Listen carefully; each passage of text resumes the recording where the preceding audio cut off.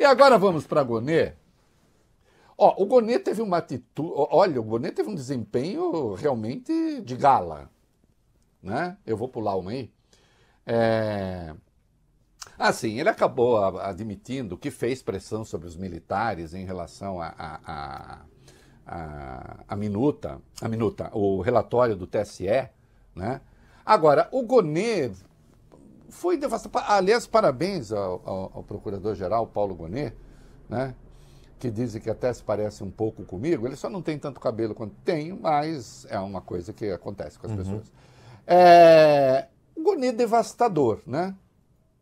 Ele se referiu, num dado momento, às ameaças escancaradas de Bolsonaro. Vamos lá, vamos direto, vai. Gonê. E ele está falando do ataque ao Barroso, do ataque do 7 de setembro. Vamos ver que resposta deu o corajoso, o destemido, o valente, o machão, o imorrível, o imbrochável e incomível, né? Que é sempre uma coisa que me causa espécie, né? Porque o incomível pode ter dois sentidos, né? Ou porque ninguém quer, ou porque você escama, como se dizia no meu tempo. Verdade. Nesse caso, eu não sei. Oh, não dá uma descanosa, menina. Vamos lá, o ataque, vai. Em entrevista concedida no dia 3 de agosto de 2021, o senhor Bolsonaro afirmou: se o ministro Barroso continuar sendo insensível, como parece que está sendo insensível, quer processo contra mim, se o povo assim o desejar, porque devo lealdade ao povo brasileiro, uma concentração na Paulista para darmos um último recado para aqueles que ousam açoitar a democracia. Repito, o último recado para que eles entendam o que está acontecendo. Passem a ouvir o povo. Eu estarei lá. Em seguida, no dia 7 de setembro de 2021, o senhor Bolsonaro voltou a desferir ataques ao ministro Roberto Barroso, especialmente também a Vossa Excelência, ministro Alexandre de Moraes. E ele, se referindo ao presidente do Supremo Tribunal Federal à época, o ministro Luiz Fux, o senhor Bolsonaro disse: ou o chefe desse poder enquadra o seu, ou esse poder pode sofrer aquilo que não queremos. Eu gostaria de saber qual era o objeto dessa ameaça feita publicamente. O que é que o Poder Judiciário poderia sofrer? Por favor. Senhor procurador, o senhor deve conhecer meu temperamento dentro do Congresso. Eu respondi uns 20 processos de cassação lá dentro. Né? Um pouco explosivo. Muitas vezes errei. Quanto ao senhor ministro Barroso, ele foi advogado lá atrás, de Cesare Battisti. Ele trabalhou aqui para que ele permanecesse no Brasil. E eu, como parlamentar, trabalhava para ele ser extraditado para a Itália. Então, tivemos um embate lá atrás. Esse atrito com o então advogado Barroso vem lá de trás. Não tem nenhuma ameaça a nenhum poder. O senhor nunca viu tomando nenhuma providência contra um poder sequer da República. Nenhum. Nada. Fecha isso, fecha aquilo, zero. Desabafei muitas vezes porque eu entendi que certas decisões, né, a gente tem que respeitar, tem que cumprir, mas eu reagi a essas decisões. Não existia nada de concreto para ser feito contra o Poder Judiciário, no caso, como Vossa Excelência falou agora há pouco aí. Então vamos lá. Ameaça em cima do palanque, ameaça como presidente, como destacou o Gonê, que não usa palavras à toa, ameaça pública de um presidente da República, de um chefe do Executivo, comandante em chefe das Forças Armadas, ameaçando todo o Poder Judiciário, no 7 de setembro, inclusive, quando vociferou que não obedeceria mais a ordens do Judiciário. O que é que o senhor queria dizer? Nada, era meu jeito. Sabe o que é? Que eu fui parlamentar e eu levei para a vida pública esse meu jeito de falar tudo que me dá na veneta. E só isso. Mas não era nada, não.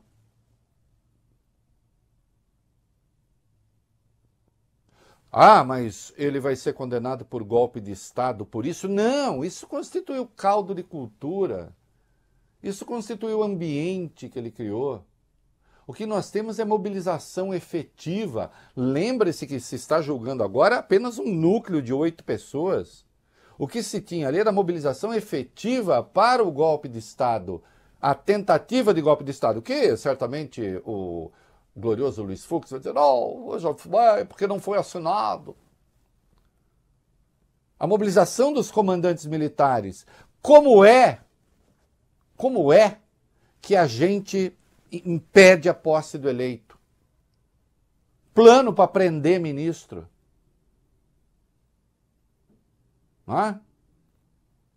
Confirmado por Mário Cid, pelo chefe da aeronáutica, pelo ex-chefe do exército, né? Pelo do exército, ainda que fazendo ali umas ressalvas em nome da delicadeza.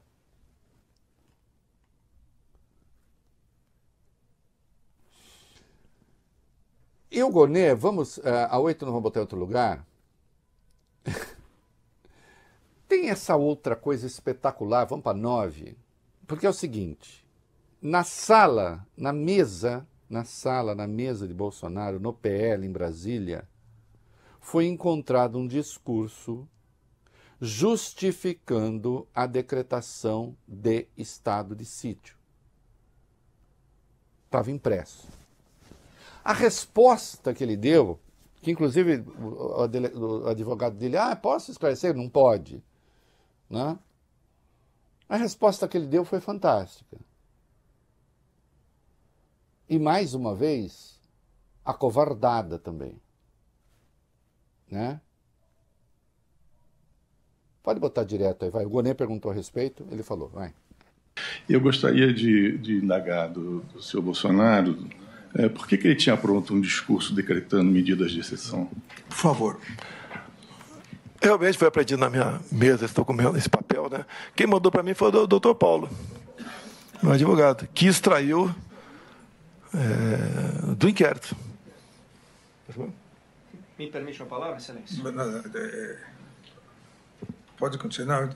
Interrogatório, não.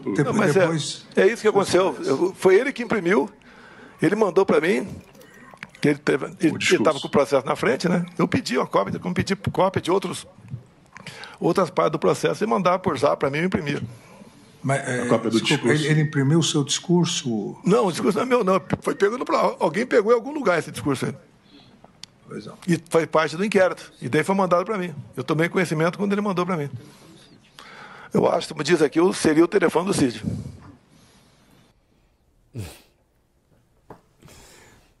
Parece que uma hora eu falei Mário Cid, evidentemente Mauro Cid e é Mário Fernandes, né? Vocês entenderam?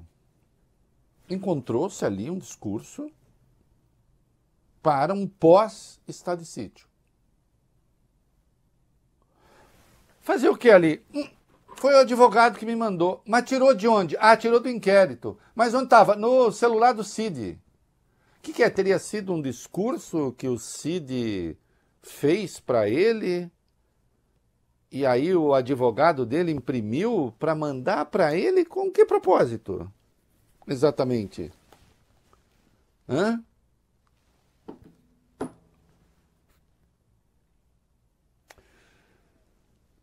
É impressionante que esse homem seja uma das lideranças políticas do Brasil, porque isso também diz muito dos liderados e daqueles que a ele se subordinam. Né? O Gonê fez uma pergunta que é uma curiosidade que todos temos. Por que Bolsonaro não desestimulou os acampamentos? Por que ele não falou, chega, não vai dar e tal? Ele tentou dizer que sim, mas o fato é que ninguém se lembra disso, né? Vamos lá, vai lá. O Paulo Gonê quis saber exatamente por que o ex-presidente Jair Bolsonaro não estimulou a desmobilização dessas pessoas que pediam a intervenção militar. E eu gostaria de saber se o senhor Bolsonaro considera adequado mobilizar recursos públicos convocar uma reunião oficial para apresentar posições pessoais sem comprovação e incentivar ministros do Estado a confirmar e a divulgar uma narrativa sobre fraudes eleitorais, sobre um sistema impróprio de funcionamento do sistema eleitoral. Por favor. Senhor procurador, é o meu temperamento. A convocação não foi para aquilo. Aquilo foi num momento ali de, como se fosse um intervalo, o início do que nós temos que tratar ali. Tanto é que se fosse algo repugnante, não teria sido gravado nada. Tá? Ou melhor, alguém gravou sem a permissão nossa. Mas não estaria aquela 20, 30 pessoas com plaquinha na frente, mais umas 15, 20 pessoas assistindo aquilo tudo. Assim como eu acredito, né? Pode ser que não ocorra em alguns locais, né? Nos locais mais importantes, tem o horário do lanche ali, do desabafo, falar o que não deve. Isso aí não foi nada pensado, né? Fazer aquela reunião para fazer exatamente isso. Foi um momento de descontração ali naquele evento, dado o meu comportamento, que o senhor já sabe que depois daquela sessão secreta com 29 palavrões, né, infelizmente eu tenho melhorado, mas estou longe ainda de atingir um nível mais civilizado para conversar. Vocês viram que entrou um outro vídeo, né? Mas não tem problema, porque esse também é muito importante. Aliás, é uma questão fundamental. O senhor considera certo mobilizar recursos públicos para discutir aquilo que o senhor estava discutindo? Para discutir intervenção militar no processo eleitoral? O senhor acha que isso é razoável? E mais uma vez, a resposta que ele deu foi: esse é o meu temperamento. Então, na verdade, o Bolsonaro, coitado, mesmo quando ele tenta dar golpe, né, a culpa não é dele. Ele tem um temperamento que é assim. Talvez seja por isso que os bolsonaristas o apreciem tanto. Né? É o quê? É o seu temperamento golpista? E agora sim, o Gonê pergunta: por que o senhor não desestimulou os eventos de rua, os movimentos de rua? Vamos ver o que ele respondeu. Houve notórias convocações populares em redes sociais de um levante contra o estado de intervenção militar, medidas de exceção, isso deu lugar a fechamento de rodovias em diversos pontos do país, a instalação de acampamentos de pessoas clamando por intervenção militar, quer dizer, golpe de Estado, e às portas das unidades militares. Eu gostaria de saber do senhor Bolsonaro como ele viu esse cenário, por que ele não desmobilizou imediatamente essas ações que questionavam os resultados das urnas, postulando providências contrárias à normalidade constitucional? Por favor. Senhor procurador, desculpa aí. Tão logo as eleições se acabaram, começou-se um movimento muito forte pelo Brasil. E o mais forte foi dos caminhoneiros. Se eu não me engano, dia 1º de novembro ou dia 2, eu fiz um vídeo pedindo, então, que eles desobstruíssem as vias. Se eu almejasse o caos no Brasil, é só ficar quieto. No governo Temer, teve uma paralisação de alguns dias e o reflexo da economia foram danosos para todos nós. E nesse meu vídeo, que eu pedi aos caminhoneiros para desobstruir as vias, porque esse não é a nossa maneira de ser. Nós não somos como o outro lado, que não mede consequências para atingir o seu objetivo. Então, nós trabalhamos sim para que isso fosse desmobilizado. E mais ainda, dia 30 de dezembro, o dia que eu fui para os Estados Unidos, eu fiz uma live, tá? Nós não queremos o confronto nem estimulo. Ninguém vai partir para o confronto. E a pior maneira de tentar... Tá bom, como vocês... Olha, deixa eu dizer uma coisa. A dos caminhoneiros, ele realmente pediu, tal. Porque aí começou a ter pressão do capital. Agora, a desmobilização dos quartéis, ele não respondeu porque ele não pediu. E as pessoas estavam ali, e seu Braga Neto e outros passavam a ideia de que algo poderia acontecer. Não respondeu e deixou a coisa acontecer. Né? porque se mobilizar seria legítimo, ainda que contra a democracia. É isso aí.